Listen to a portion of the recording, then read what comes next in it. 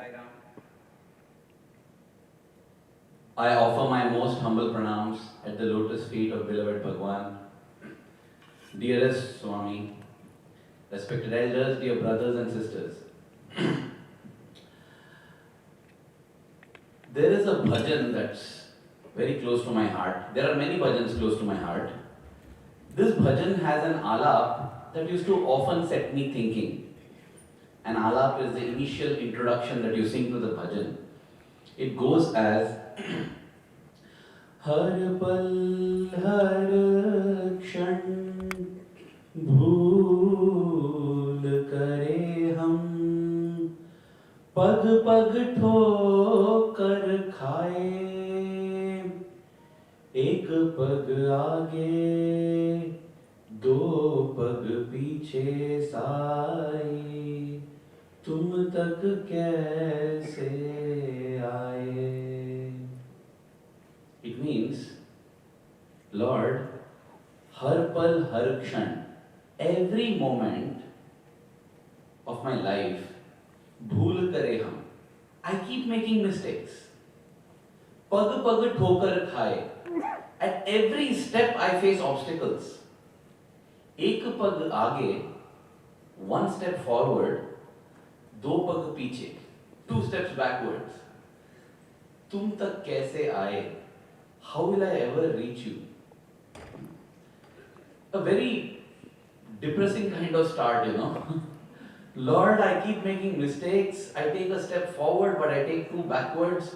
How do I ever reach you? And I was just thinking one day as to what made the composer compose this like this, And you won't believe it. The same day I come across a talk where a brother is speaking about this very same bhajan. And the beauty of language, on one hand, tum tak kaise aaye question mark means how will I come to you? But tum tak kaise aaye exclamation mark means how on earth did I reach you? When I look at it, it means, I get goosebumps. It says, Lord, every moment of my life I make mistakes. For every step I take forward, I move two steps backwards. And yet I have reached you? How, my Lord? How did I reach you? Tum tak kaise aaye? How did I reach? The next line.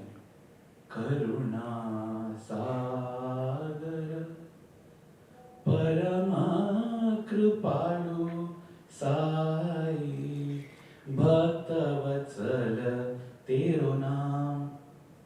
Lord, I keep making mistakes. I take a step forward and I move two back. And Swami, how did I reach you then? You reached me because I love you. It is out of Swami's love that we have reached. It's nothing special that we have done. It's not that we have wings on our back or horns on our head, though sometimes we develop horns on our head. It is just His love we have reached. Despite of all our flaws, because thankfully, Swami said, no reason for love, no season for love. There is no reason for His love, no season for His love. That's why He brings us. I was thinking among all the avatars, this concept of avatar is there in the Bharatiya culture. The most compassionate avatar so far was considered Lord Krishna. But you know what Krishna said? Krishna said, Ananyas chintayanto ma ye jana paryupasate tesham nityabhyuktanam yogakshemam vahamyam. Meaning, those who think of me incessantly, without any other thought, I'll take care of them. People say, yes, the Lord will take care. I say, just a minute, look at that condition. My God, what a strict precondition that is. Without thinking of anything else, thinking only of me, then I'll take care. Oh God. First of all, to think of God always is so tough.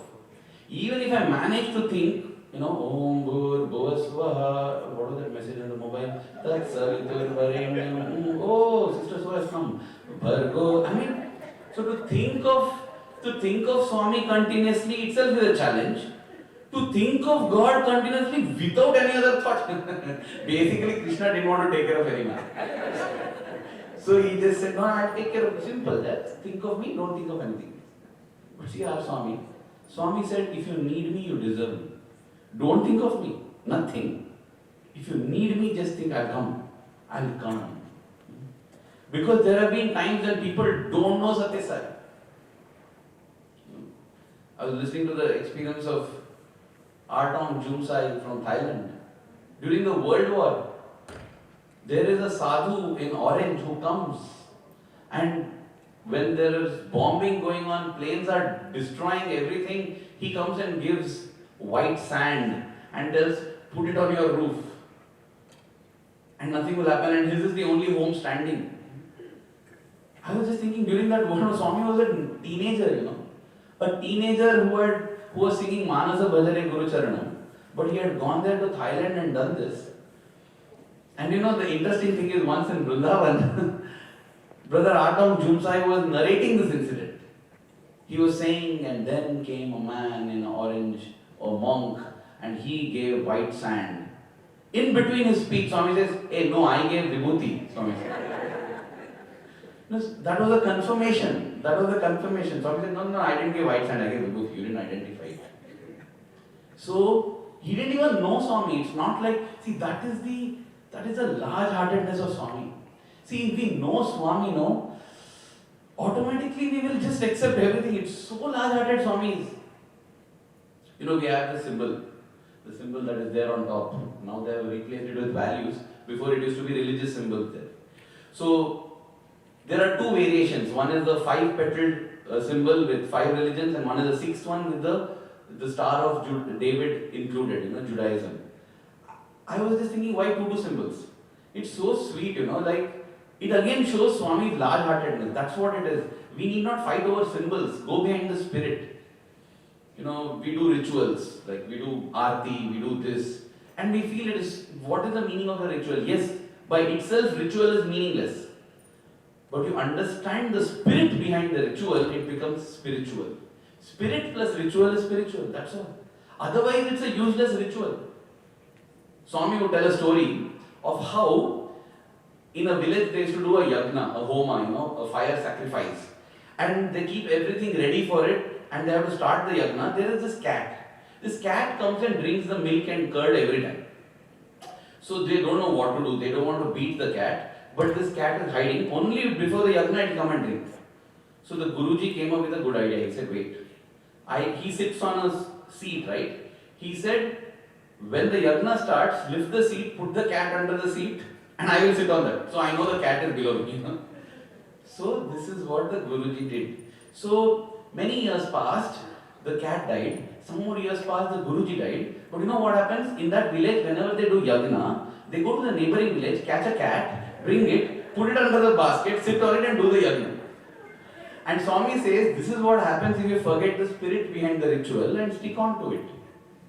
So we should know the spirit. That is most important, and I feel if that is missing, that is where we have fights, we have everything. Two, I remember some time back there was a conflict between this symbol is the one or this one. Swami gave this, Swami gave.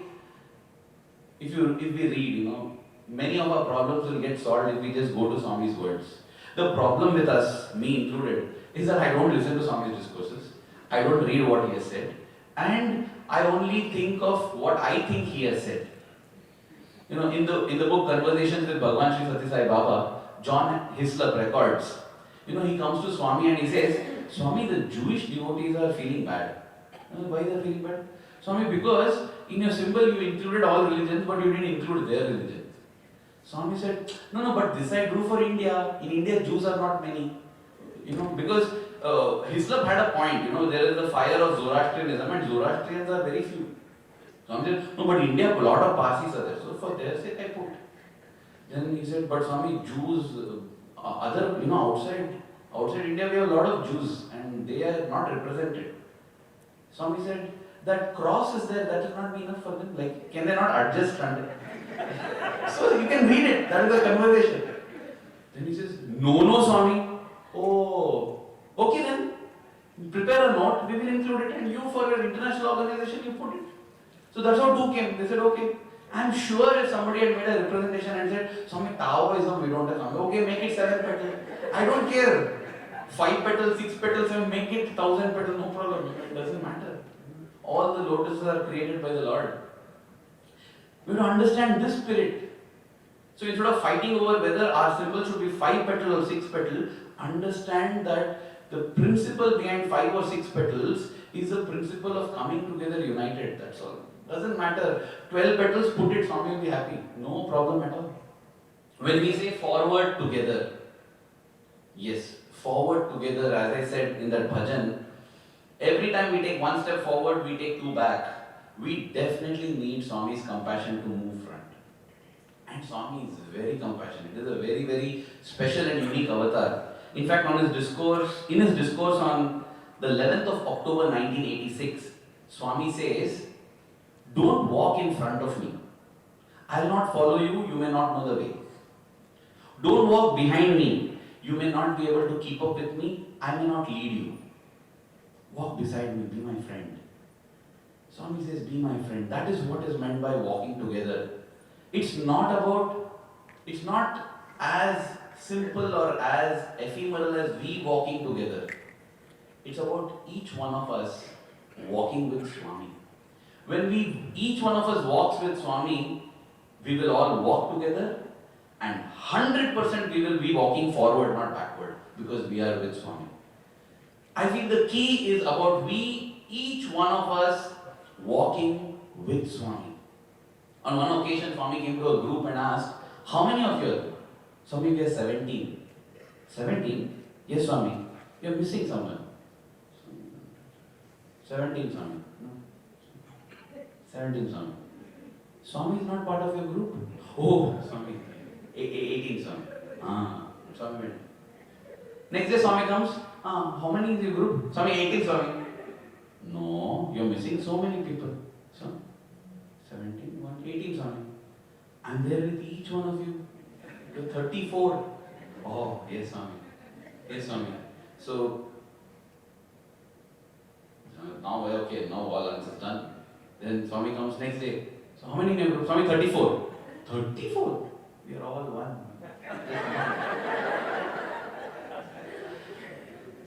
You know, in a light sense, it feels, Swami, you're simply smart, okay? Whatever answer I tell, you'll tell something else.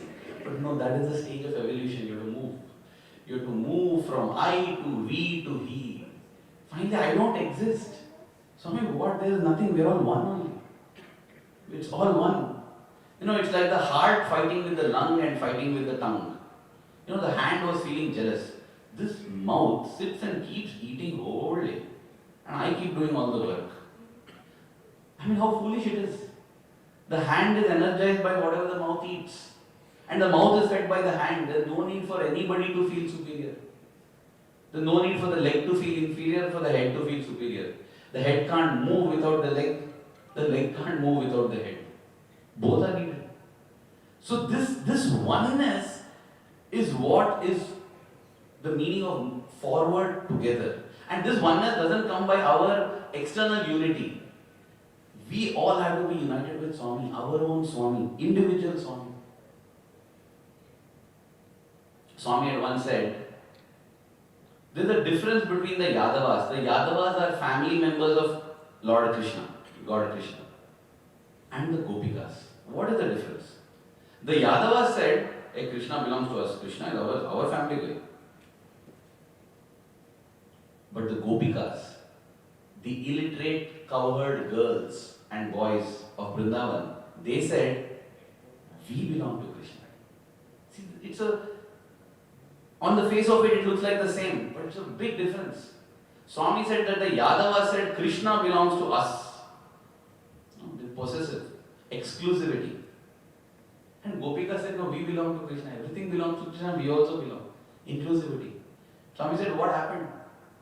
The Yadavas were annihilated, destroyed.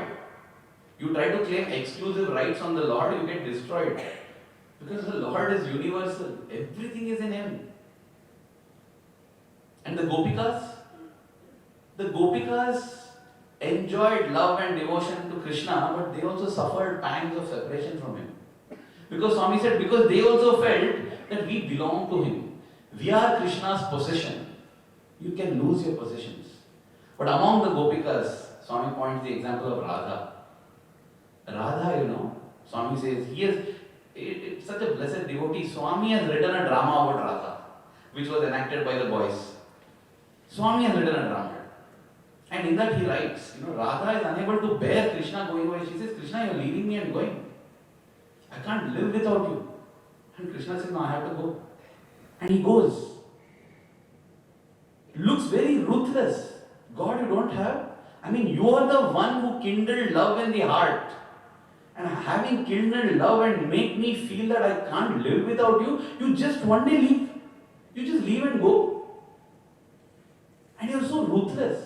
They say God's heart is like butter. One sincere prayer, it melts. When April 2011 came, I said, Swami, what is your heart, butter or stone? Yes, Swami, maybe my prayer is not sincere. But are you telling me there is not one devotee on planet Earth? I am sure everybody who considered himself or herself a devotee prayed that you come back.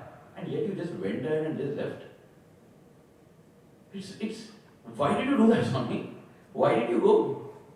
Technically, I know the answer. The answer is it's because it's good for us. It's good for me. But my heart just can't accept. Just like Radha's heart didn't accept. Radha said, Krishna, you're leaving me and going for what? You told you love me and I'm the love of your life, the light of your life. Yes, that's true, but I'm going.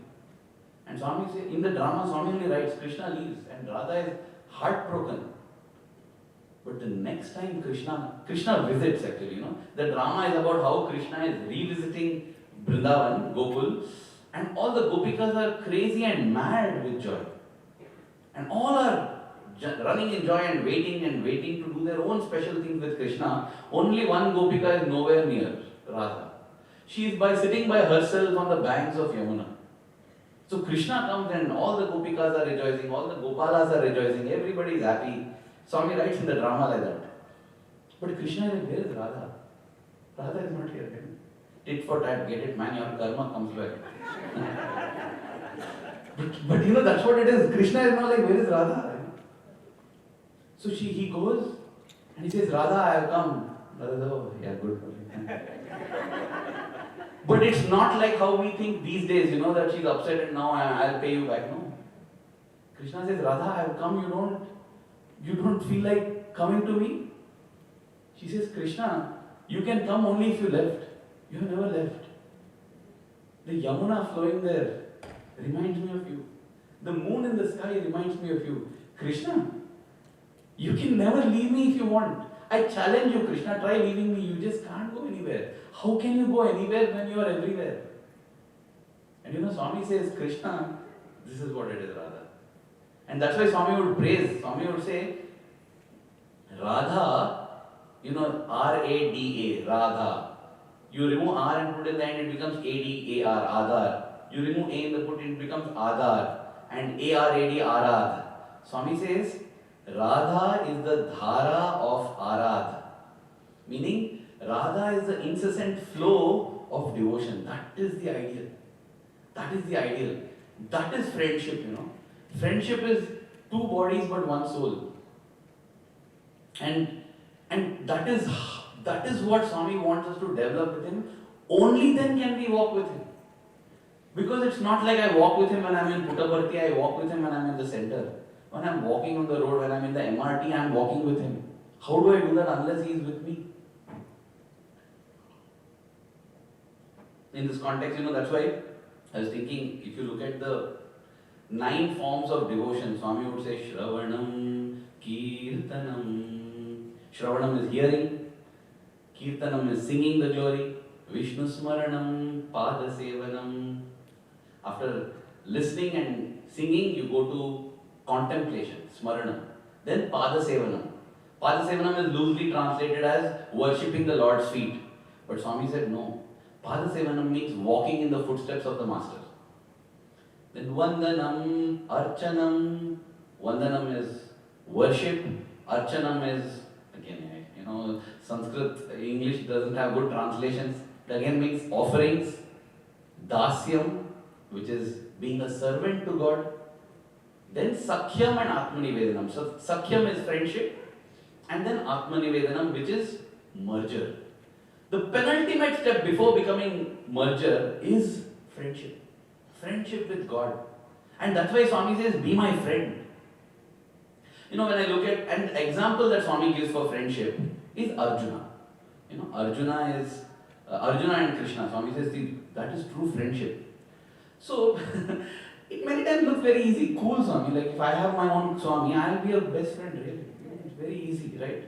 So, Swami would tell stories of Arjuna. One popular story that Swami would tell is Krishna and Arjuna are walking and going once. And Krishna looks up and says, hey Arjuna, look at that eagle.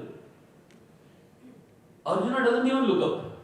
He just says, hi Krishna, yeah, eagle is there. He says, no, I think it's actually a dove. Yeah, it's a dove. Then he says, no, I think it's a crow. Yeah, it's a crow. Then, Arjuna, are you an idiot? You're not even looking up. You're simply agreeing to whatever I'm telling. And Arjuna says, Krishna, I trust your word more than my sight. If you tell it's a crow, it's a crow. If you tell it's a dove, that's it. And Swami would say, see that faith? That is what is true faith. And I would be sitting and making my notes, and I would think, Swami, big deal. I also will do that. You come and tell me it's crow, I also tell I'll agree, Swami. It's just that you don't walk with me in the garden telling all these things, You do that, I am also equal to Arjuna. No difference. What is the big deal you're making about Arjuna, This is what I used to think. I used to not have that much, I admire Arjuna's talent and skill and all, but this devotion and all, I am also equal to him. And then, I really, anecdotally when we think it's very easy. So I had thought, Swami, if you tell me anything, I'll also agree. Then a couple of months or a few years later, this was Trai Vrindavan, in Swami's residence at Vrindavan, inside his own home. Swami is giving a discourse, and as always I keep noting down the discourse.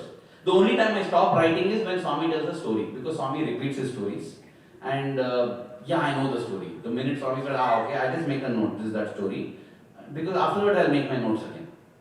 So as I was making notes, Swami said, once Krishna and Arjuna were going for a walk. So I stopped, okay, this is that Krishna Arjuna story. And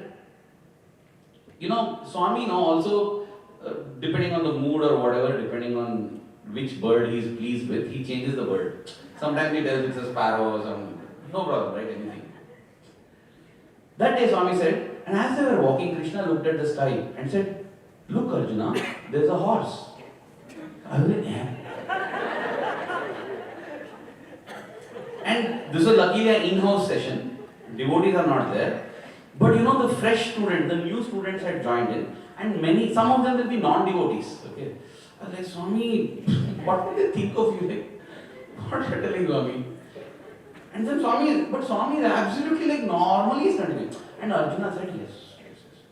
And then Krishna said, no Arjuna, I think it's a lion. Like, Swami, you use eagle, sparrow, dove, use different birds, no problem, peacock, tell flamingo, it's okay. For the variation, for variety. But what are you talking of horses and lions, But Swami continued, horse, lion, elephant, and then Arjuna agrees and the story finished and Swami continued to discuss. So I was after, okay fine, whatever, I don't discuss. It was only after the Aarti and when we were coming, I realized, oh my God, I thought I'm like Arjuna, Swami, if you tell, I'll believe. But my belief, my faith was restricted only to birds. As long as you're in Jurong, it's okay. You make a merger like what is happening now, then I won't agree. The minute you make I said, oh, Swami gave me a chance to be Arjuna, but I flopped. I said, Swami, okay, now I've learned my lesson. Now I'm Arjuna. Now Swami, give me one more chance. Give me one more chance. Even if you tell me saw a dragon flying, I'll believe. No problem. Because that's what I thought. After that, 2-3 times Swami has told this story, but he stuck to the birds. I never got a chance to prove to him that I am now Arjuna. So again, few years passed. This is 2009, October. Swami had taken us. I had by then become unofficially the official photographer, because I didn't have a badge that said official photographer. But Swami would give so much importance, and it was lovely. I had travelled along with him to Hershey, and it was a new mandir being inaugurated, and after all that had happened, I had taken a lot of photos.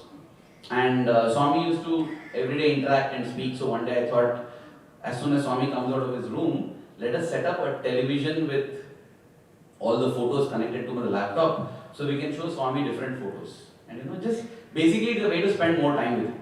So a slideshow I had prepared, and as Swami said, Swami, can you sit? Swami sat. So the best photos that I had taken, I was showing him. And one photo that I loved the most was Swami's mandir. From the east, there would be the sunrise happening. So from the other side, when you see, the whole sky is orange, but Swami's mandir is full black, silhouetted against the sunrise.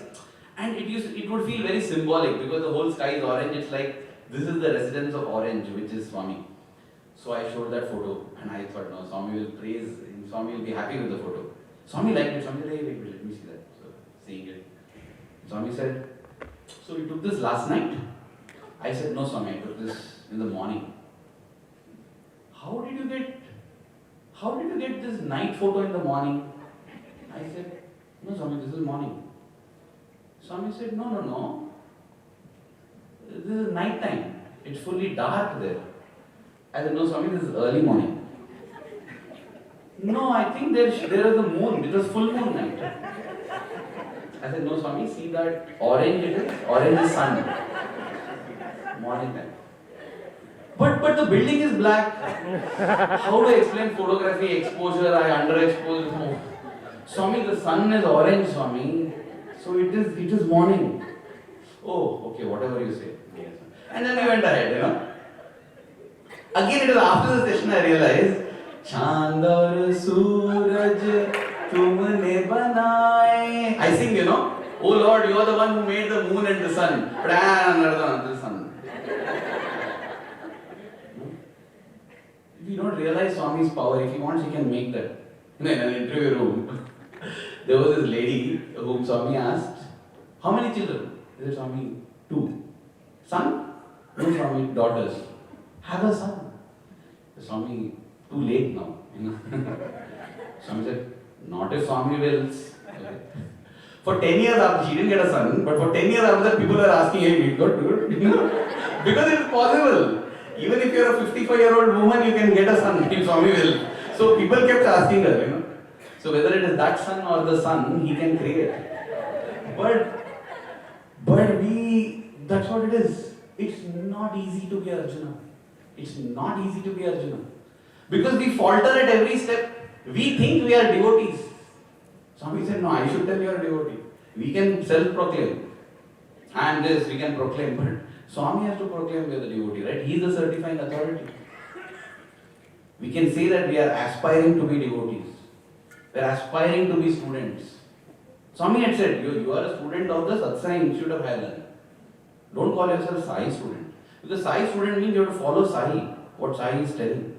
I have a syllabus, and I will teach you that syllabus, and there will be an examination. You have to get minimum marks in that exam, then only you become Sai student. Just by writing physics, chemistry, you don't become Sai student. Same thing with the devotee. Same. Then imagine a friend. So if we really wish to walk forward, if we want to go forward together with Swami, it's not easy. Swami makes it look easy. He tells, simple. Because he's marketing there. That's the marketing department. Once you join for training, it's different. It's different. And whether we want it or not, we have all joined for the training.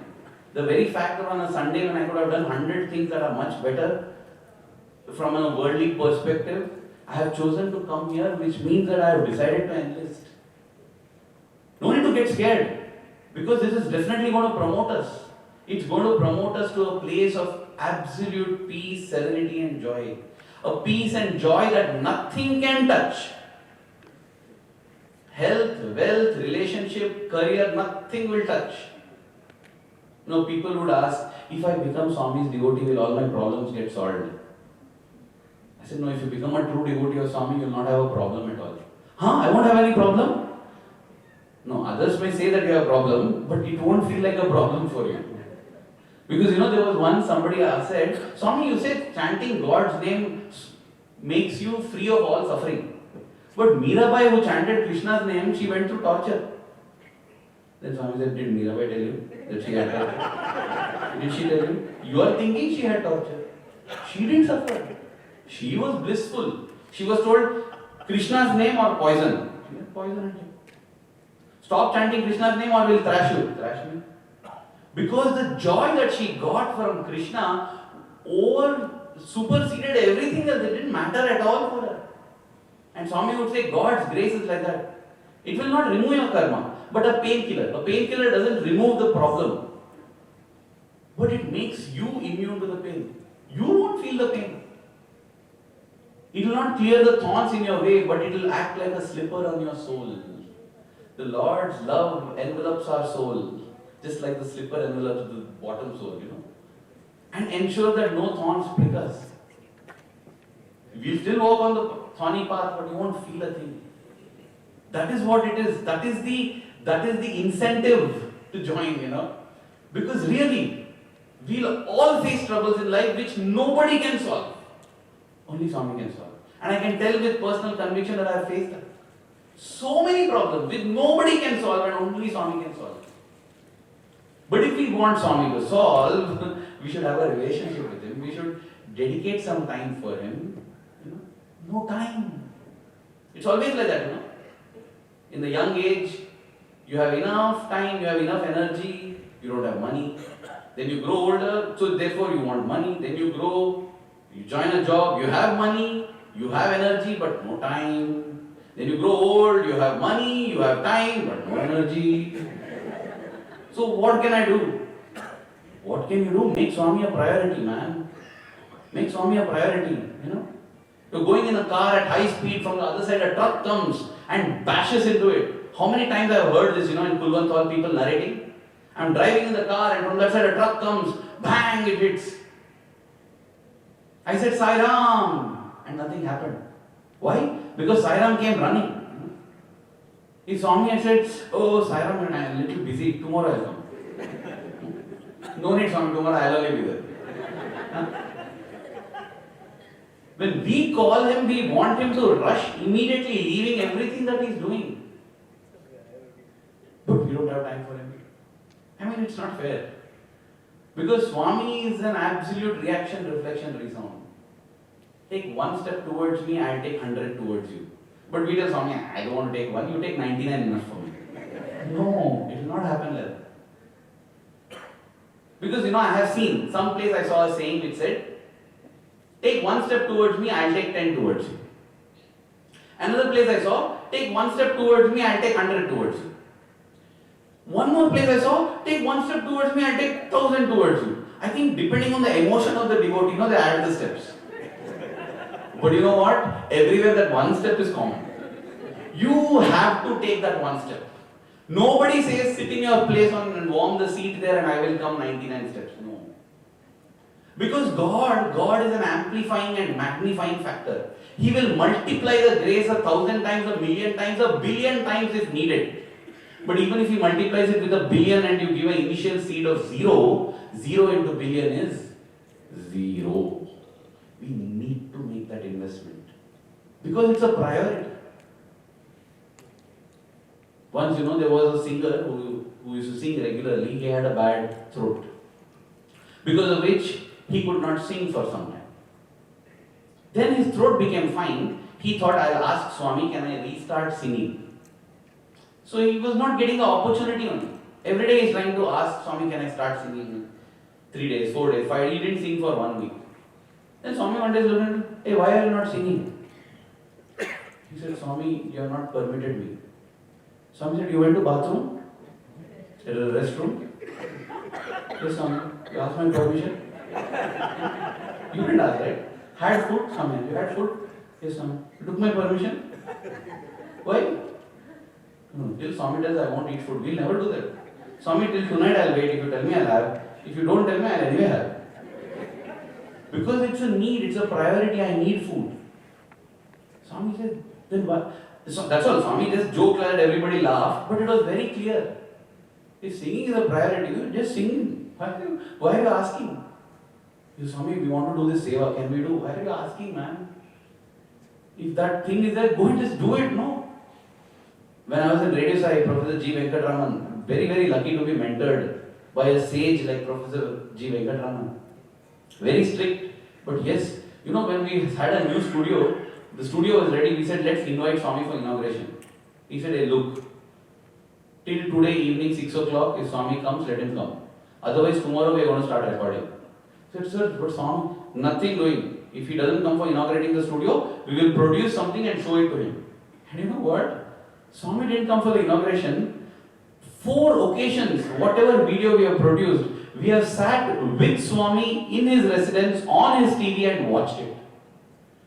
That is what it is. When you get a good thing, don't delay it, go and do it immediately. Do it immediately. Don't ask permission, can I do good? No. Nobility, goodness, do it.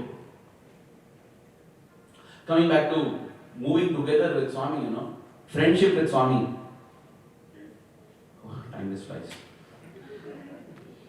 Friendship is always between equals. When we say between equals, just remember, if I want to be Swami's friend, I have to be at Swami's level. And Swami is ready. Swami is ready. As a child, Swami was made to stand up on the bench as punishment. And we have heard of how the teacher got stuck to his chair. He just could not get up. And then Swami sat down and the teacher got up. A very, very beautiful message. The descent of God is for the ascent of man. God comes down, man goes up. Because God wants friendship. God wants our friendship. He's saying, I am ready to help you.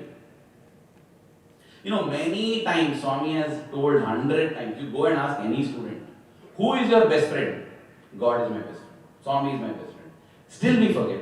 Once Swami made one primary school boy, Swami asked him, hey boy, how many brothers you have got? Swami, one brother. Hey, all are brothers. The next day Swami came to him, how many sisters you have got?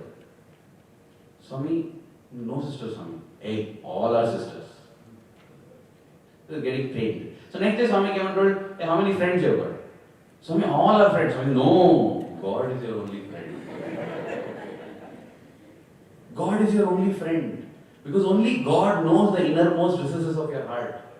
Swami would play with this. One more boy, Swami, how many wives you have got? He said, Swami, all are wives. Because that is the trend, he thought. Whatever Swami says, all you tell. That's all. That is the answer. No template for Swami. Don't template Swami. Because he'll break the template. I remember I used to ask primary school children, where did you come from? Swami, from your lotus feet. They would say. Swami is so happy. See? He says he came from lotus feet. So I think, Swami, this is the teacher has trained. Whatever it is, it's an innocent heart. An innocent heart. But I have seen, Swami come this side to the senior boys. Where have you come from? Swami, from your lotus feet. Where have you come from?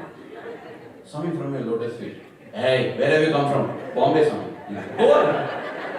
If you are so convinced, stick to it, right? No. Hey, where have you come from? Bombay, Swami. We just make loose statements with Swami. We only don't give value. Once there was this boy, Swami had blessed him beautifully. He got so overwhelmed. He said, Swami, you are my father, you are my mother. Swami, you are my everything. Swami held his hand. He broke down. Swami had a tear. Swami said, no, don't. Such a beautiful moment. A couple of years passed. Swami used to speak to this boy. It was wonderful. Then, after a long time, his parents were visiting Puttaparthi. So they came. And they said, ask Swami to speak to us. It will be nice, an interview with Swami. So he also said, yeah. So when Swami came, he said, Swami, parents have come. Can we, Swami, please, if you bless them with an interview. Swami's face became serious. Swami just turned around, walked away. He was wondering, what did I do wrong? I just prayed for my parents, that's all. After a few days, Swami tells him, hey, you told me that I am your mother and father. You're coming and telling me parents have come. No, you don't. I take your word seriously. Dear one, if you tell me that I love you, I assume that you love me. Because what I tell, I mean that. When I tell that I'll stand by you, come what may, I stand by you, come what may. So when you tell me, Swami, I'm going to dedicate my life for you, I just assume that you're being honest. That is what it is. So in our times of emotion which we mistake as devotion, we mistake our emotion as devotion. In the Ramkatha Rasa Vahini, Swami writes, this fight between two monkey brothers, Vali and Sugriva. So Rama tells Sugriva, who is being wronged, he tells him, you go and fight with Vali, I will protect you, don't worry. And Sugriva goes, but Rama is not able to make out, apparently, who is Sugriva, who is Vali. He doesn't want to shoot the wrong guy, Like how I get confused between Raghav and Shyam here. It's two twins, our active volunteers. I have got my trick now. I just go and tell, hey Raghav! And one of them, okay, you're Raghav. So whoever looks up, I know that is Raghav. So Sugriva gets bashed up, He comes and tells, holding his back, hey Rama, what you did, man? Huh? You said you'll protect me. Nothing, I got smashed. My hip bone is broken, my leg is gone. I got in what, Rama? I trusted you. You said you're my friend, you couldn't. So Rama is standing with his board, lazy. What is simply standing like some statue? Are you having a heart or not? I'm in pain. That. And he says, Sugriva, I'm sorry. Tomorrow you go. Yeah, I'm not going tomorrow. No, I'll die tomorrow if I go. No, I promise you I will stand by you. He says, no Rama, nothing. And Rama comes close. Swami writes and puts a hand on Sugriva. That instant, all his injuries are gone. Oh Rama, Karuna Sindhu, Daya, he's like overwhelmed. And Rama says, Nishad, this is emotion. Just 2 minutes back you were telling you cruel, hard-hearted fellow, stone-hearted, doesn't melt and all, and now suddenly you are telling I'm emotion of compassion. Emotion. Someone said emotion. Intensity and consistency. Both are needed. Intensity without consistency, emotion. Consistency without intensity, I don't know what is it. No intensity, what is it of being consistent? Boredom. I don't know, it's boring. Devotion is intensity and consistency. Day after day. The way I do seva in Swami's presence, I do it the second day, I do it the third day, I do it the 10th day, I do it on the day of my death. That is what is needed. 90-year-old Gopal Rao, the chairman of Andhra Bank, served Swami, did so much seva, and he's sitting in the mandir. 90-year-old person, Swami comes and says, what seva are you doing? Can't say, like, no teeth, no hair. What you're asking me what seva I'm doing? He didn't tell all this, but he must be wondering that, what on earth are you asking me, Swami? Tell me what seva you're doing. Gopal Rao got up and walked as fast as he could with his walking stick and began to serve water in the South Indian canteen to devotees who came. Swami would say, you can't move from your bed, chant Samasta Loka and pray for world peace. Think for others. Otherwise, life is waste. That is what, in fact, when we had asked Swami, can we do service? Swami said, it is your duty to do what you are asking. We don't ask, right, can I go and drink? And then what do? We live our whole life for ourselves in selfishness, absolute selfishness. There was one elderly gentleman who used to serve Swami, He used to serve Swami physically, very tall and still extremely dedicated to Swami. But he would be brutal, the way he would talk. Acid it looked like as if it was salivary glands, God has given him acid glands. Acid will pour out of his tongue. He'll talk like that. But whatever Swami wants, he'll get it done. In his last few years, he was in the mandir, in the ashram, lying on a bed, full of pus, infection, lying in his own excrement and urine. And Swami went to his room, Swami took a wet cloth and began to clean him. And he was so overwhelmed. He said, Swami said, be quiet. You just did that. He said, Swami, I have one question to ask you. What? Swami, I have served you all my life. But why am I like this now? Swami said, you have served me all my life. That's why I have come to you. But sadly, you didn't do anything for anybody else. That's why nobody's going to come to you. All of us will reach a stage where we need people. Dr. Gokak, who was one of the first vice chancellors of the university, he said, he is a Jnanpith award winner, a literary giant who has written so many books. He said, when I sit to write a book, the place has been cleaned by the maid. I have brushed my teeth and come. Somebody has made paste for me. Somebody has pumped water so that it comes in my tap. Actually, we don't realize it's a miracle, you know. You just turn the tap and in Singapore, you don't even do that. Just put your hand, water is coming. It's a miracle. We don't appreciate it. I keep telling when I hear Singaporeans complaining, I feel like you come there and live, man. What are you complaining for? You know, it's everything is it's a miracle. And it's not happening by itself. Somebody is slogging there. Everything somebody is doing. So even if you think that why should I serve society, you are not independent. You are dependent on society for so many things. You give it back. Because that is the only way you get sustained. But anyway, so what holds good for society holds good for Swami as well. I thought of narrating one incident when I say friendship with Swami. I might have narrated this before, but I love narrating it, so you have to bear with me for that. So, this was in, let me give a little backstory. I have been a person who gets very attached to people. So, I get extremely attached and, attachment is love plus expectation. So, you do something which is nice, but you expect the person to reciprocate. So, what would happen, like if I'm in school, I have my friend who gets sick, I will go and take care of him. And then when I fall sick, I expect that friend will come and take care of him. But the friend won't come. And my heart will be broken. It's not as if I am suffering. Somebody else is coming and taking care of me. Very good care only. But no, I want care from that person. That is attachment. When you are thirsty, you want water.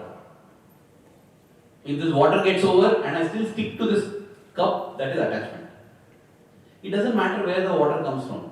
So this is a very, very big problem, especially in the teenage years and the young adult ages, where we even ignore our parents for the sake of, we are depressed, some friend is not talking to us and that's it. Mother comes, what happened now? Don't want to eat food. So that's the problem of attachment, and I always had this. So I always would have very, very, very intense friendships. But I noticed, when I was in first standard, I had one best friend.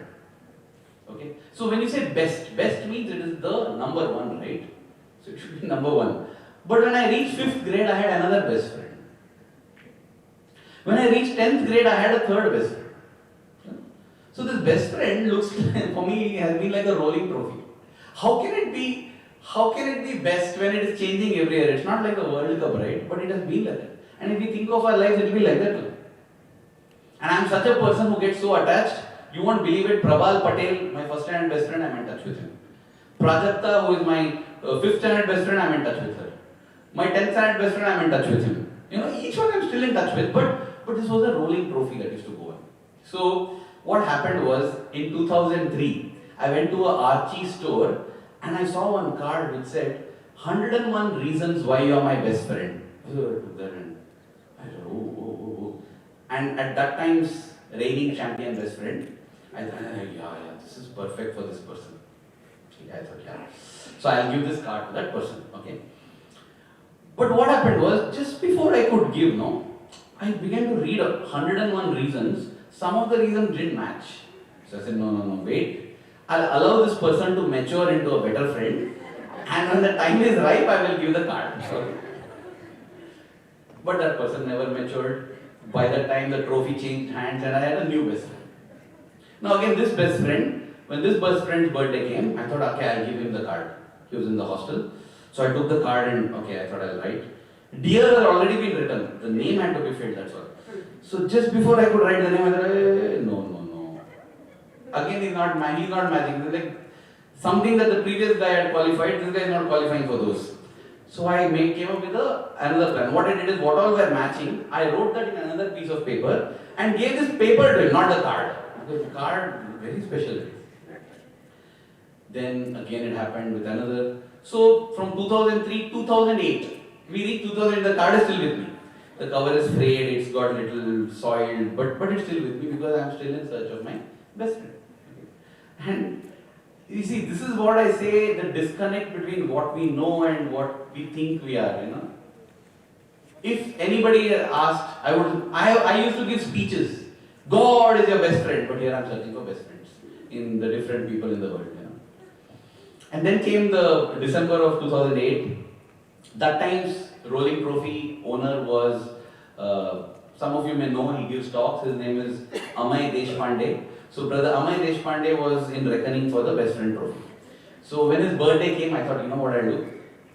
I will give this to him. I think nobody else, he understands me well, everything. And out of 101, almost 92 reasons he was so highest, that's okay, distinction we can give.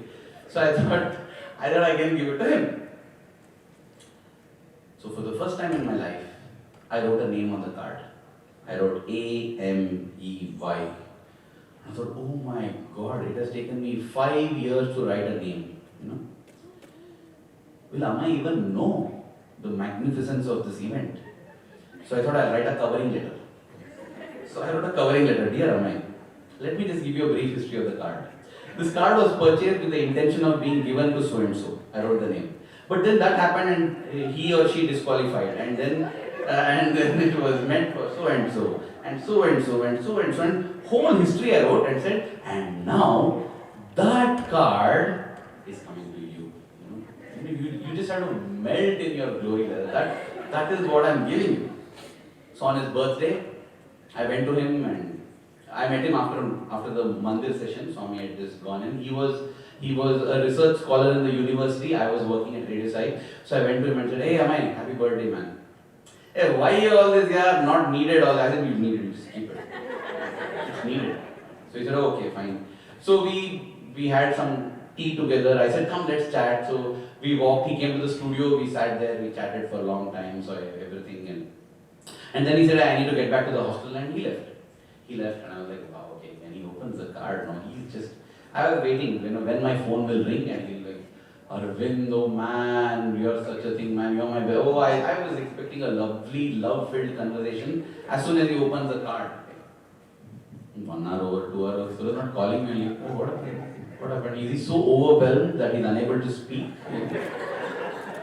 They say mukam karoti vachalam means the God's love can make the dumb speak, because God's love is so great. But God's love is so great that it can make even eloquent speakers dumb. So I thought, this is what has happened. He's so overwhelmed. And as I'm thinking that, I'm seeing that cover there. You know what? This fellow has forgotten the card here and gone. And he doesn't even care for that. It's okay, fine, he's forgotten it. So I thought it's okay. He'll realize. Surely he's going to call and tell, hey Aravind, I forgot the card. Nothing, I slept, nothing happened, nothing. Next day morning I woke up, still no call, checked, no missed call, Then I called him. So when I called him, hey, how are you? I'm fine. So, how was the birthday yesterday? Same normal, what? When we are small, it's okay. Now what birthday and all, it's okay. Anything special? What special? Any special gifts or something you got? Any cards? Oh yeah, my sister from Singapore, she has sent it. Okay, yeah, mom, dad sent a card and that's all, no big deal. Anyway, what do you plan to do today? What do I plan to do today? You idiot, you don't even know that you didn't take my card. I felt so disappointed, so angry. I didn't feel like telling him that, you remember I gave you a card. I said, okay, fine, no, today I am busy, man, I had nothing, I just kept the phone. I was like, my God, after all that I have written his name, and this fellow doesn't even know that I have given and doesn't even miss that. No way, how can? And I got tears. This is our state. I got off tears in my eyes. I said, Swami, what is this, Swami? All my life I just try to find one good friend and I never get Swami. Nobody seems to understand me only. How much I give, Swami? It's not like I'm a selfish friend. I give so much. I'm such a loving heart. And yet, Swami, it's like nobody understands me. I think somebody must be like God only to understand me. That's why, Swami, you tell God, oh, that is why, Swami, you tell God is the best friend. Oh, all this is going on in my mind. And then I said, Swami, will you be my best friend? Will you be my best friend, Swami? Okay. So I tore open the cover, took out the card. A-M-E-Y it was written. The E-Y I merged it and made it one big Y. And before the A-M I added S-W. It became S-W-A-M-Y. So it became Dearest Swami now. Okay? And then I said, wow, Swami. Sadly, this is our fate in life. We write, so we pledge our hearts to so many people. And we see them stamp on it and go, and then that broken, stamped heart will come to you. But Swami is very fine. So I thought, okay, that's fine. And now that covering letter is there. I just ripped it and tore it. And I had to write a fresh covering letter to Swami now. Swami, let me tell you the history of the card. Now in the history, even Amai was there. One more line added. Because this was first meant to. So it was this. And then Swami yesterday this, and then no, finally Swami, you better take this card. Because Swami, if you let go, I really don't know. That's what I wrote that. And so his birthday is on the 23rd of December. So this realization and all this happened on the 24th of December, which is Christmas Eve. So Christmas Eve on 2008. I'm telling this because on YouTube there's a video, you can go and check what I'm telling. So Swami comes for darshan, enters the Kulwant hall from the ladies' side. For some strange reason, there in the beginning some VIPs will be seated. And whatever they give, somehow Swami accepts letters from them. Whatever, they give a card or a paper or anything. Swami that day says, no, keep it. I'm like, Swami, don't refuse letters, please, because I'm having my card, I need to give you. Swami completes the entire ladies' side and then enters the student section. He has not taken any letter. Not a single letter. I'm like, Swami, don't make today the no letter day because I've already committed, I've already told Swami, you have to, if you're my best friend, you have to take this card today. Today, that's what I want to get rid of this card, Swami, and I want to seal a deal. I've been trying around 5 years now. And Swami then goes to the gent side, completes the whole gent side, not a letter taken. I'm like, my God. Then he comes to the birthday boys section, my last hope. Because birthday boys, when he's blessing, he takes one letter Swami picked up. Okay, at least one is there. And when Swami came close, I just held out the card. And Swami looks at me. Is it your wedding? Swami asked. I used that as an excuse to just jump out of my place and went near Swami. I just got up and went, no Swami, best friend card I told. Swami took the card. I was like, wow. Finally Swami has accepted it. And Swami went. He went ahead. I went back to my place with my camera. And Swami came and sat on the dais. And it was Christmas Eve. So the choir was ready. And the Christmas choir began. Now, as the Christmas choir began, I said, right, Swami had accepted one more letter. He had one letter. So he opened that and quickly just saw through. And he closed it and gave it to the person who was sitting beside him. And then he picked up my card. And he's trying to open it. Now me, because it's so precious to me, so dear to me, I had taped it all along, as if it's going to be courier to the moon or something, like I had fully taped it and secure, this is my heart over here, it's not a letter and all that. And Swami is trying to, he opened one tape. Then he saw there's one more tape. Then there's one more tape. And then Swami I think Swami gave up. He just gave it to the guy sitting next to him. I was like, oh God, why did I put so much tape? If I had known, I would have just kept it open also. But Swami now turned to that boy and said, open it and give me. And that boy opened it and gave it to Swami. Swami opened, took out the card and started to read. And he read, and he read, and he read. The choir song, first song got over. Swami didn't even notice physically. And everybody clapped. And when everybody clapped, Swami, oh, it's over. Okay. And then she said, Swami, one more. Swami, okay. And as they started singing, Swami started reading. And then he opened it. It was a 5-page card, it would open up this big. You can see the video. Swami opened up. For 40 minutes, half an hour to 40 minutes, Swami is seeing this card. I am sure the whole of Kulwant Hall would have cursed whichever that damn fellow who gave the card. Because Swami is not looking at them at all. But for me, I felt Swami has come only for me. It was like Swami telling, you want me as your best friend? I don't care if 10,000 people are there. My time today is for you. It's for you. And you alone. I will read through. I don't think any human friend would have done. He read through each of those 101 reasons why he is my best friend. And then when he reached only the last reason was on the last page. He came to the last page, saw, looked at me and smiled.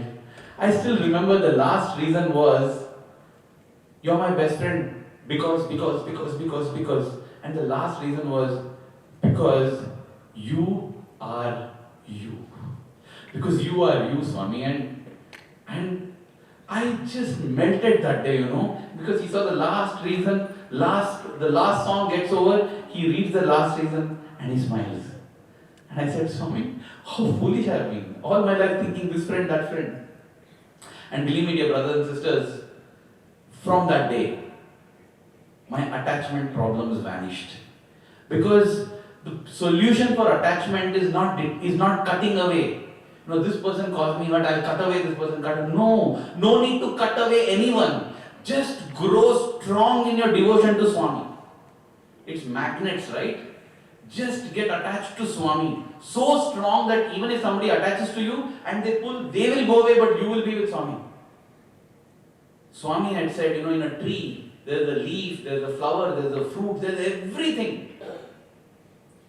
But you pour water on any of that, you pour water on the fruit will rot. Pour water on the leaf will rot.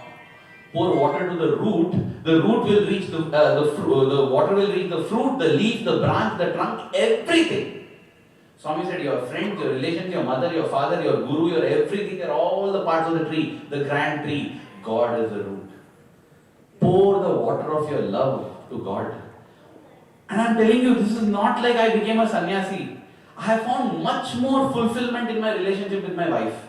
Much more fulfillment in my relationship with my children, with my parents, with my friends. I'm able to give more love. You know why? Because I'm connected to the dynamo of love, and never-ending source of love that keeps pouring and pouring and pouring. So easy for me to give. So easy to give love because it's not mine. When we used to go to prasadam distribution in the mandir, I will go giving, we would go in a line like that. And when you go, there will be some people who will do Sai Ram. With so much of humility they take. I give them one prasadam. Then there will be somebody telling, hey, give one more. And the third fellow will be snatching, you don't have to give also. They only put their hand and take also. But it does not matter for me because I have got an unending source of prasadam there. If it gets over after 10 people, I will go and get a new vessel. If it gets over after 2 people, then also no problem, I will go and get another vessel. No problem for me. Some people will say, one more, take. And one more person would say, one more, just one more. In my heart, I'll give him 2 more. He'll be so happy. Because it's not mine, I'm not sponsoring that prasadam, I don't lose any dollars there. Somebody can. That's the same with love. The love in my heart is not mine, he's feeling it. So why are we so hesitant to give as if it's my father's property or my inheritance? No. Swami is giving, just share the love. Because Swami shared it. He didn't bother about whether this was good, bad, nothing. That's why in his presence, the cat, the dog and the rat sat in his presence. They'll go outside and fight, but there they'll sit together. Because that is the power of Swami. And that Swami, is seeking us. So if we say, we are Swami's friend, we are equal to Swami, we have to start becoming like Swami. One small example I'll give. Multiple stories, maybe one story I'll say. Because it was shown also, We saw the Prime Minister of India, Atal Bihari Vajpayee, saying, I'm sorry for coming late. Thank you for waiting patiently. But I know you have not been waiting for me, you're waiting for Swami, which is the truth. During the first year anniversary of that hospital, Swami was delivering his discourse. Everyone thought, what will you do on the first anniversary of one of the largest super specialty hospitals in the country running free of charge, which has conducted a record number of surgeries. You will come and gloat over it. You'll say, you know what, 1 year what all we did, this is what it is, this many added, this is what we do, right? We boast on the numbers and this is what we have done. But Swami didn't speak about the hospital at all. Swami came and said, in the city of Chennai, what? Chennai, okay, what is it? There are children drinking water from muddy puddles in the ground. They're not having drinking water. I have decided that I will supply drinking water to the city of Chennai. Oh, who are the Central Trust members? We didn't do any project planning only. What you're announcing of? He announced it off. Because Swami had read a newspaper article. Swami used to rarely read newspapers. Whenever he reads, it was a big headache because he starts off something. He read that there were children, he saw that photo of a child drinking muddy water. Swami said, I'm going to give water to the whole city of Chennai. For Swami, it always began with compassion in the heart. And that compassion in the heart became passion in the belly. I will do it. It led to innovation in the head. It was a very difficult thing because the state of Tamil Nadu at that time was ruled by a political party which is sworn to atheism. It is akin to communist China. Don't believe in God and all. What do you talk of God, man? So the chief minister then, she said, no way. I will not allow any new thing to be built. Then Swami said, we will not build a new thing. Even if it costs more. There was an existing canal. It's not a canal, it was a gutter actually. Swami said, we will renovate. Swami said, tell the chief minister, we are not building anything new. We want to repair it. Swami was ready for repair, but she was not prepared for that also. Swami said, we will repair it, she can take the credit. Then she said, okay, fine. See, look at Swami's self. I don't care about credit. Because it's compassion. The root is not about marketing, it's about compassion. I just want to. And why? Swami would say, because, he would give an example of a story of a person who jumps in when he sees a calf struggling in the slush. And people say, oh, you did great seva. He said, nah, I didn't do any seva. When I saw the calf in the slush, there was so much pain in my heart. And I jumped in not to help the calf. I jumped in to relieve the pain in my heart. I did it for myself. That is how Swami would do. And he supplied. On another occasion, he had called all 2001. Swami called all the teachers inside. And Swami said, I want to talk to you something. This was everybody, Swami told to shut even the windows of the bhajan hall. What is this closed door meeting? And in front of all those teachers, Swami broke down. Swami said, today is a very tragic day. One mother who has not been able to get enough money to feed her children in Anantapur, she has poisoned the children, she has drunk poison herself, and she has died. And I am extremely sad that in a country like this, where people are supposed to have compassion in the heart, people are dying because they don't have this much food. And there was a dumbstruck silence. Nobody had seen Swami cry with them. That's all. But when they saw that, everyone felt in their heart, Swami, we'll do anything, Swami, to wipe your tears. Anything. That was the resolve. And Swami said, and Swami's solution will not be small. Swami said, I have decided for whole district we'll give food. That was the beginning of the Gram Seva. After many discussions it came to, finally it came to a thing where for 10 days we would all go out as students and give food and come. And I used to wonder, Swami, how does this solve the problem? How does this solve the problem? Because for 10 days only we are giving food. But today I realize it has done some amazing things. Because one hand, yes, they got food and clothes. But what Swami showed is that woman committed suicide not because of lack of food, but because of lack of hope. She felt that, if she knew that today I am hungry, tomorrow I am hungry, day after I will get food, she would not have committed suicide. She just felt that I am never going to get food now. Better die. So Swami was saying that it's not that people have material needs so much. There is a paucity of hope. There is a paucity of love. Go and give hope and love. That's why Swami didn't make it like 365 days a year making food for one. No need.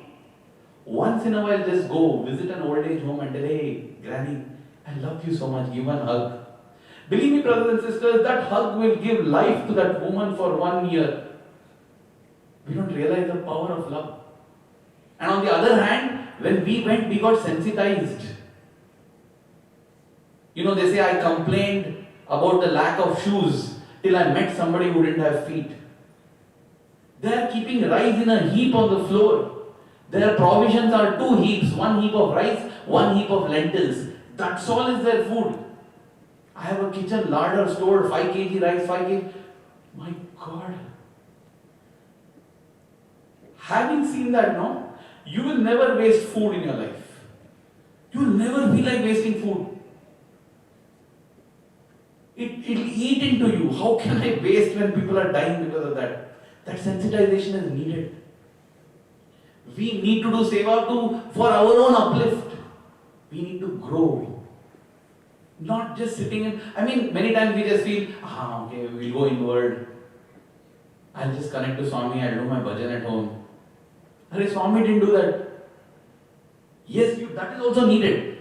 Let me tell you, that is also needed. You need to do personal sadhana. But this is also needed. Because Swami has set the model to show.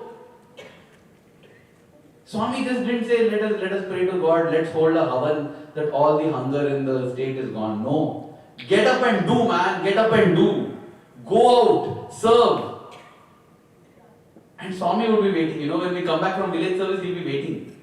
And we would be in soiled clothes, all dusty, dirty. But Swami would say, come, and he would embrace. You know, we would feel so, Swami, we are all sticky. No. You tell Swami, stinking sweat. No, those are droplets of love. And when I think of it, it's so overwhelming. Swami would call our stinking sweat as droplets of love. Because Swami sees the feeling behind. That is how he encouraged, you know. Sensitize. So you don't have to think we are only 4 of us, what can we do? No problem. No problem. Because we are not doing seva to transform the world. No. We are doing seva to transform ourselves.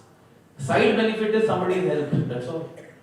There was a man who used to walk on the beach because every time the waves come, it brings in so many starfishes from the ocean and throws them on the beach and they're struggling.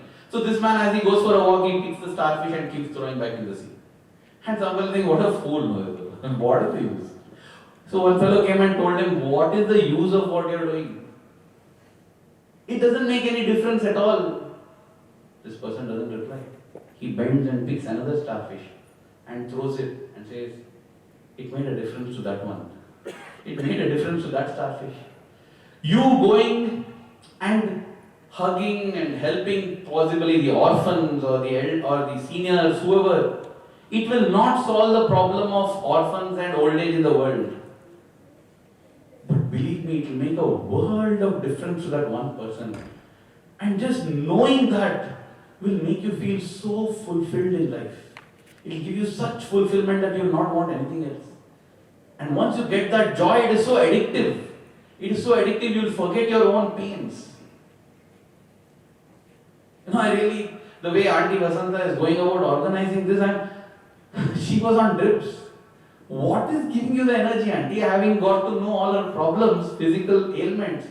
Auntie, how are you doing it? No, I told the doctors, you have to discharge me, I have to go and do. What is it that is driving her? Because of that same Josh. It is that energy, that addiction that comes when you derive the joy of selflessness. And that is what it means to be a friend with God. Every day, we don't fail to take our bath, like how Swami said. I feel every day we should wonder whether, have I done my bit? And as I said, it's not like I'm saying personal sadhana is not important, seva is more important. Beautifully, Swami gives an analogy, you know. Let's say all this service activity, working which involves hard bodily work. Let's call that the karma marga. That is what in Sanskrit they say, the path of action. And this bhajan singing, attending satsangs, all of this, let's call it the bhakti marga, the path of devotion. And then one more which is almost forgotten in many places today, there is one more called jnana marga, which is study circles, sitting and discussing, going deep into Swami's discourses. Because it's only at the depth, Swami would say, that you find pearls. At the surface of the ocean, you find only pollution. You have to go deep. Then only you will get the pearls. Many answers that we are seeking is there in Swami's Vahinis and discourses. But we have only not gone through. There are 800 discourses, and I can say that possibly 80 discourses I know thoroughly. If we listen to one discourse every day, we have enough stock for 3 years. And then we can start, because anyway we would have forgotten. But we don't. All three are needed. And Swami has given an example. Swami says, the karma marga. Let me start with this. Once Swami used to come to the school for the exhibition. There used to be a school exhibition. All the students will make little models and projects, and Swami will come and see what is each one like that. So one of the senior brothers, who was my colleague at Radio Sai Prakash, he had made a model in which he had put one bullock cart, one car, and an aeroplane. That was the model. So Swami came and said, what is this? What is this exhibit? He said, Swami, these are the pathways to God. Swami, no. What are they? Swami, karma marga, bhakti marga, jnana marga. I mean, the path of action, the path of devotion, the path of knowledge. Swami said, how? So see, Swami's bullock cart is karma marga. Very slow it is. Slow. The car is bhakti marga. It's faster. But Swami, the path of knowledge, wisdom, jnana marga, aeroplane. So he thought Swami will be very happy with that. Swami said, nice. But remember, if you fall from the aeroplane, you'll have sure death. So each path has its plus and minus, and the thing is, we often think that these are 3 paths. See, I am doing my bhajan, man, I am bhajan coordinator, I will do bhajan, fine. Seva and all, let seva coordinator do. No, Swami has given the analogy of a clock. Such a beautiful analogy. Swami says, the clock has 3 hands. One is the second's hand, one is the hour hand, one is the minute's hand. Swami says, I'm sorry I didn't get the reference. It is there in the Sathya speaks. I'm not making this up. So Swami says, the second's hand is karma marga. The minute's hand is bhakti marga. And the hour hand is jnana marga. So Swami says, so much of good karma you have to do, means good action, seva, participate, bend your body. That's why the order says, bend your body, mend your senses, end the mind. Bend the body, karma, seva. Mend your senses, bhakti. Mending the senses means the sense gets attracted, You feel like going towards desire, greed, lust. All of this comes. For that bhakti, end the mind, jnana. The order is not reversed. The order is why Swami gave the order, because the second hand has to complete one full round before the minute hand can move a bit. To get a little bhakti, true devotion, you need to do so much of good action. Then only devotion will come. Otherwise it is not devotion. It's only emotion. When things are going well, you will tell Jai Sai Ram. And then Sai Ram, what happened Sai Ram? Brother, why is Swami not helping me, brother? Brother, why is Swami doing this? Why do we blame Swami? Because I don't believe that Swami knows everything is for the best. My daughter couldn't get admission. Why is Swami doing this to me? What do you want Swami to do? I want my daughter to get admission in this college. That is what I want Swami to do. Oh, okay. What about Iraq? Big problem going on in Iraq. Why don't you pray to Swami for that? Brother, Swami knows everything. He'll take care. Iraq, he'll take care. Russia, he'll take care. Your daughter, he can't take care. Yeah. World problems, he can. My problems, no. Swami doesn't know. So I have to. This is what we do. This is split devotion. I'm just reminded of a joke, it seems there was a couple that lived very peacefully and harmoniously, and they said, what is the secret for this harmony? They said, very simple. All the minor decisions my wife takes. All the major decisions I take. So we have a clear division of areas and there's no problem. Oh, okay. What are the minor decisions that the wife takes? She decides which home we buy. She decides which school my children go to. She decides whether who will do career. Oh, okay. What are the major decisions you take? No, I decide whether US should attack Russia or not. I decide whether Australia should stay. But that's how it is with God. We feel that, Swami, world problems you can take care, my problems I need to step in.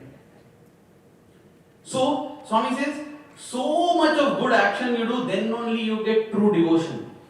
True devotion is sukha dukkhe same kritva labha labha jaya jayo. Meaning, irrespective of pleasure or pain, happiness or sorrow, I am stable. I am not affected.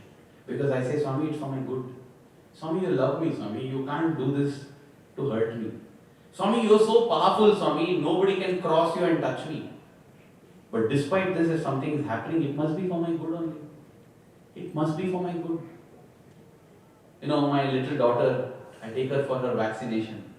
When she's very small, she has no idea what's going to happen. We take her into the clinic. The doctor quickly pulls down her pant and when he pokes it in, she starts crying. And quickly removed and done and it's over. She cries for about 20 seconds to 25 seconds. And as the child grows stronger. But strangely, cries more. You just see a 3-month-old baby will cry for 20 seconds, a 3-year-old baby will cry for 3 minutes, and a 5-year-old, my daughter, she'll cry for 5 minutes. You take her to as soon as she sees the hospital, oh my God, this is the demon's area. Oh no! Starts off there only. And then the doctor comes, oh, this is the Rakshasa. Oh, and she hugs. Dad, please, no. Dad, no. And what does the cruel dad do? Don't worry, no, I will protect you. Liar. And I take her and yes. And the doctor also, I don't know why, those doctors, they take their syringe and do it inside secretly, man, don't do it publicly. She's seeing the weapon of assassination over there, publicly. I mean, you do all that and keep secretly, just get it and quickly poke it. Anyway, he comes and then the doctor pokes it and then she howls. The doctor removes, the pain is gone, but still she's crying. She's crying and crying. Why? Because the pain is not on the leg. The pain is in the heart. Dad, you cheated me. You said you would protect me, but you didn't. Like, why you did that, father? Why did you lie to me? You said nothing would happen. It's paining. Why you did this? Now, what do I tell her? I can't explain to her antibodies, vaccinate, nothing. I just leave it. I just hug her and tell her, I love you. Then why you make this happen? I love you. You grow up, when you become like me now, you'll understand that I did out of love for you. And I feel with the Divine Father and Mother also this is the case. We get pain and more than the pain we are hurt. Swami, how could you make this happen? I am a devotee and you allowed it to happen. You say you love me and you made it happen. And Swami says, yeah, I love you. If you love me, then why you made this happen? And he doesn't know. He'll just say, you know what? You grow up and become like me, you will understand that I did out of love for you. That's the only answer he can also give. That is bhakti. That is bhakti. And not the daughter of mine who got injection, but that is devotion in the heart. So to get that bhakti, 1 minute of bhakti, karma, so much good action has to be done. We need it. And then that bhakti minute hand has to move one full circle for us to get one moment of enlightenment, The Buddha did so much to get enlightenment. You think we'll get it like this with 2 study circles? No, I don't want to do anything. I'll sit in my room and meditate. No, you won't get. You will not get. Because look at the Buddha's life. He didn't simply sit in one place. He has gone and served how many people? He has done so many austerities. He has devoted him. Yes, it is there. All the three are needed. But you know what? In the clock, what is most important? When you ask somebody what the time is, at 3 o'clock. 3 o'clock. 3 o'clock is main. Next important is 3:30. 3:30, okay. 3 or 3:30. Nobody asks 3:30 how many seconds. It doesn't matter at all. Correct. Ultimately, we have to become enlightened. Self-realization is the ultimate goal. Without that, all other things are meaningless. But, though nobody asks how many seconds, if the second hand doesn't move, everything will stop. So, all are important. Another example Swami would give. Swami would say, Karma Marga is primary school. Bhakti Marga is high school. Jnana Marga is college. When somebody introduces, they'll tell he's MS, he's MBA, he's MTech. Nobody says, Brother Aravind did first standard, then he did second standard. Nobody will tell me. Not important. But without first standard, second standard, you will never reach college. So all are necessary. Go back to the 9-point code of conduct. You will see there are points pertaining to karma, there are points pertaining to bhakti, there are points pertaining to jnana. It's a mix because all are needed. This is an exercise for you guys. Go check it out. When I realized that this is there, I saw how much of karma, how much of bhakti, how much of jnana. If you actually categorize the 9-point code of conduct, you will see 4 of them are related to karma, 3 of them related to bhakti, 2 of them related to jnana. You have got the ratio also, in my opinion. 4 is to 3 is to 2. Lot more of karma is needed than bhakti and jnana, but needed. We need study circles, we need bhajans, we need seva. All are needed. Then only we grow because all are part, it's an integrated growth. Another example Swami would give. He would say, so beautiful Swami makes us understand. He says, it's like driving a 3-wheeler, a tricycle or an auto rickshaw in India, 3-wheeler. One wheel is karma, one wheel is bhakti, one wheel is jnana. And Swami would say, depending on your aptitude, you choose which you want as the front wheel.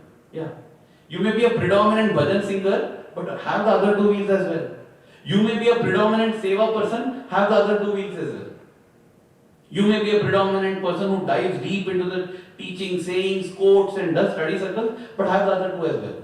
But everybody needs all the 3. We need to invest time in that. I've got 10 more minutes and I've got 10 more points. So what I will do is, I will just tell one story.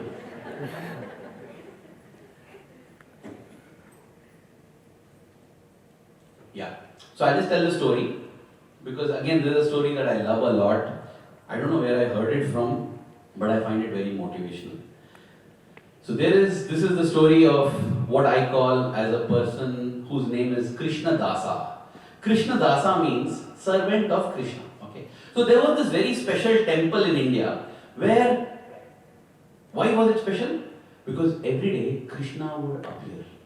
He will come there and eat the food that is being offered. The priest was very, very special. So every evening the priest will shut the door and go in. Krishna will actually come. And the interaction will happen. Krishna will eat, then the priest will massage his feet and he will go to sleep and then leave. And then the priest comes out. So as soon as the priest comes out, he is hounded by people.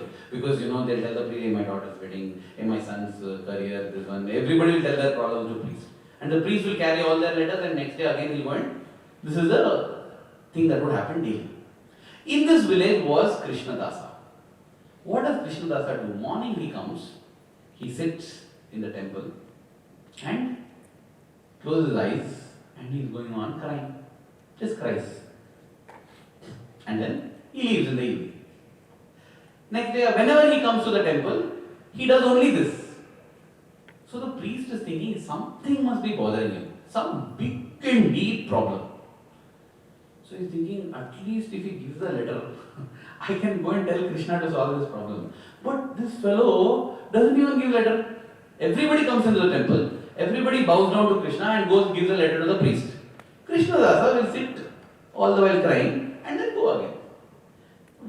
And then the priest thought, let me ask what is the problem. But no, I can't even ask him because it's not nice. No, he will think that Krishna is replying to me but not to him.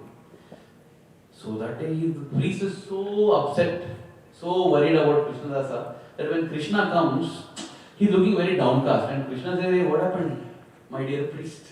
You're not happy to see me today? He says, no, Krishna, I'm very worried about one boy. What happened? That Krishnadasa, Krishna. Every day he cries. What is his problem? I also don't know. I don't know what's his problem. Ask him now. I can't ask Krishna. Come on, Krishna. See, if I ask him, he will think that you are ready to respond to me but not to him. He will think you are a partial God, not good for you. So you, oh, okay. Okay, you do one thing.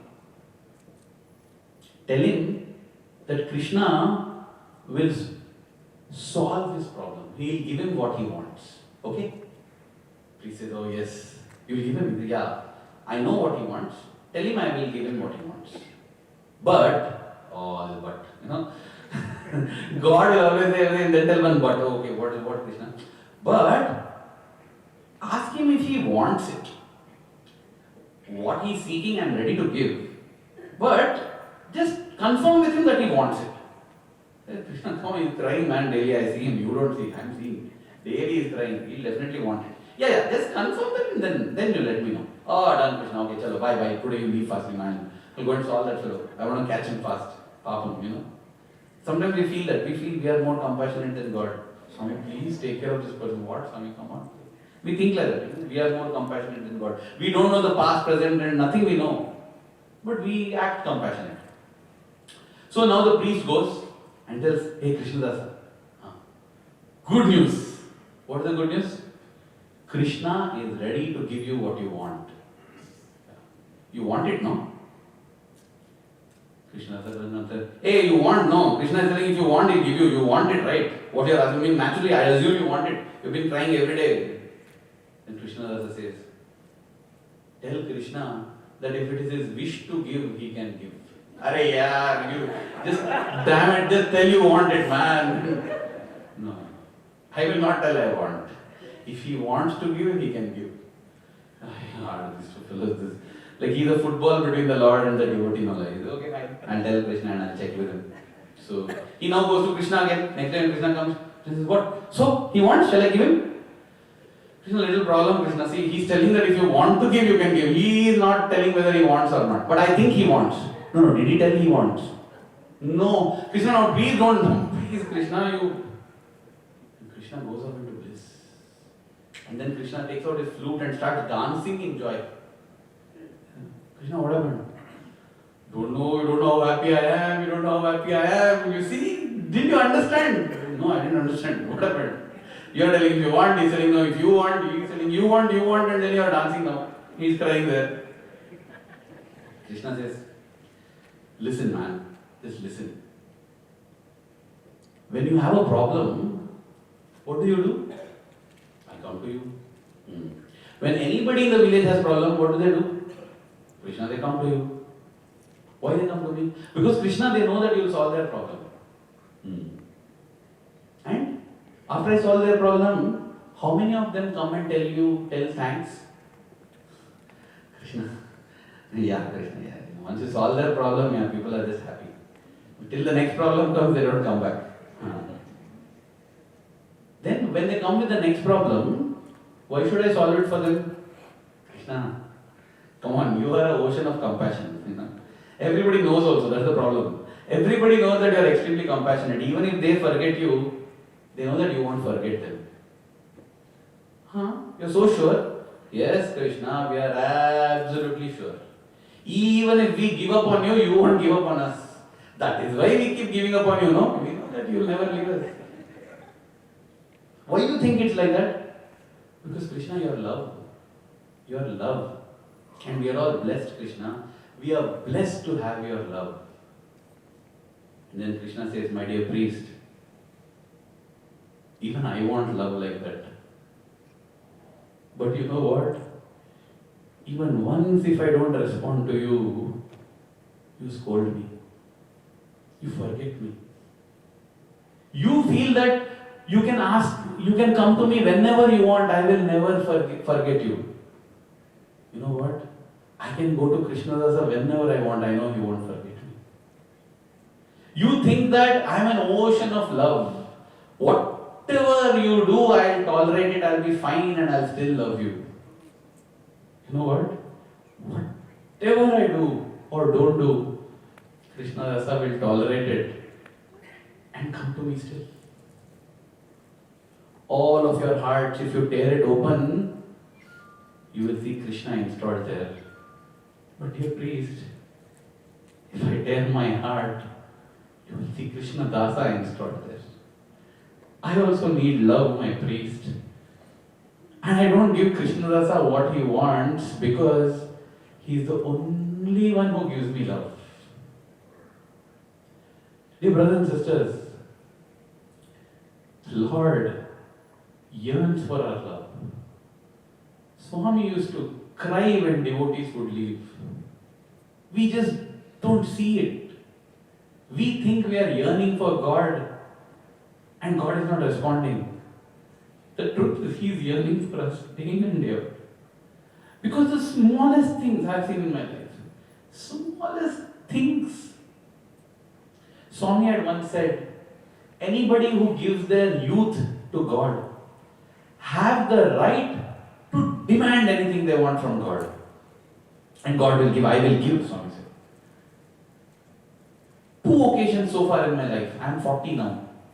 On 2 occasions I have felt that I am in a situation where nobody can help me. I am so stuck, I don't know what to do.